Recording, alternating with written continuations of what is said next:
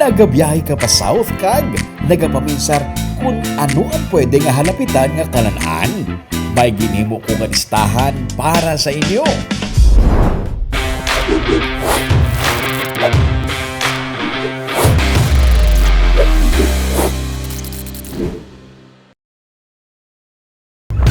Basta gani sa pagkaon, hindi magpaulihi ang taga Negros. Kadapos ang manamit ka pagkaon, nga ara lang sa higadigad kag wala mo pa madiskubrihan.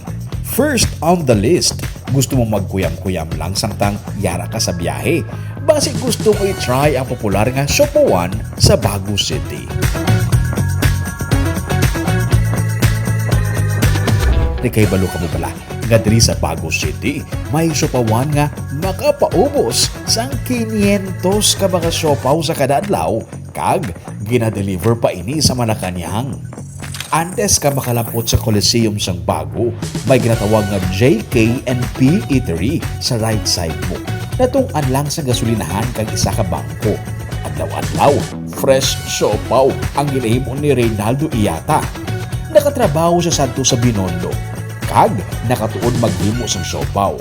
Nagsugod siya sa pagnegosyo sa Manila, sang ulihi nagpauli sa Iloilo. Kag sang ulihi pagid, diri na sila sang iya misis nagtiner sa Baguio City kag nagnegosyo. 2010, nasuguran nilang ilang negosyo. Una, nagmami sila kag nagbatsoy. Nagsikat ang ilang siopaw, subong ini na ang ginabalik-balikan sa mga customer. Mga mayors ang nag-order sa iya, kag pati na Malacañang. May tao nga ginapasugo ang Malacañang magkanto sa iya kag i-deliver ini sa Malacañang. Nakatilaw abi si First Lady Liza Marcos ang iya nga siopaw kag nadimat. Sa normal nga adlaw, 500 ka siopaw mapaubos niya. Wala labot sa siopaw, mayara man siya sang batsoy. Kag mayara sa mami, pati na siomay. May karinderya man ang iya nga misis sa ilang pwesto. Isa ini sa mga recommended nga halalapitan sa Baguio City.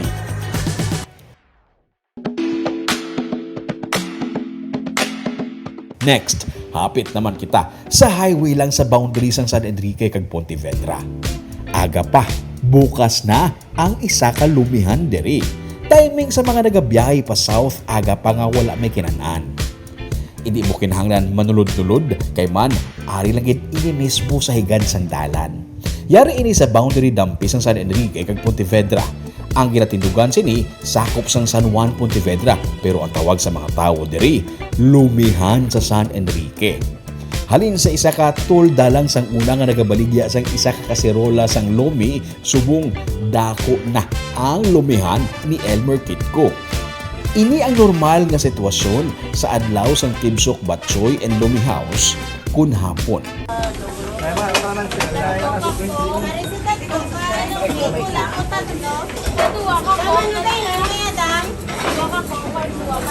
Nakahibalo ko mo bala, 900 to 1,000 ka mga bowls ang lumi ang mapaubos nila sa isa ka adlaw.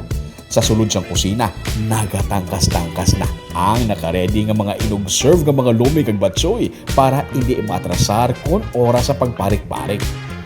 Nakakaldero nga de gripo nga nagaunod siyang special nga sabaw sang lumi. Ipatubdan lang ang yahong. Bilog nga hapon, sige-sige lang ang ubrahanay sa sabaw kag kun maurot. Ang unod siyang de gripo nga kaldero, gina-refill ini. May ginalibod nga takori sa lumihan. Hindi ini kape ha. Ini ang para naman sa Anli Kaldo. Kung nagabiyahe nga wala sang unod ang tiyan, hapit dianay sa lumihan. May batsoy man sila kag iban pa.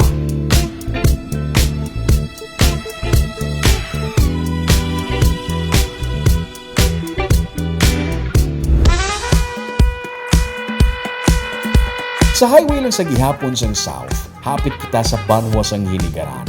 Kung nagabiyahe ka kag naabdan sang lunchtime, kaguyag mo sang pasabor naman niya nga pagkaon, mapatakas ta.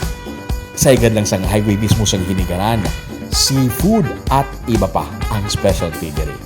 Halin sa floater sang una sa suba mismo sang Hinigaran, subong ari na sila sa takas. Biktima man ang iningakalanaan sang bagyo nga Tino, pero tigayon nga nakabangon liwat kag subong naayuhan pagid. Iya ini sang overseas Filipino workers sang una sa Dubai nga si Jeff Iscaro. Madasig nga nakilalaan ang yakalanaan nga takas.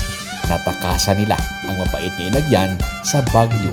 Kagyari na sila karon located sa takas. Kung halin sa town proper sang hinigaran, pakadto sa Binalbagan, maagyan mo lang ini sa higad sang dalan sa left side, tupad lang sang moske. Sa kadamo sang halalapitan nga kalan-an sa hinigaran, nadugangan pa gid ang aton nga choices. Sa takas, seafood naman ang bida. Halin sa mga kasag, sa pasayan, calamares, tinola nga isda, sinumba nga isda, inatanan may ari diri sila.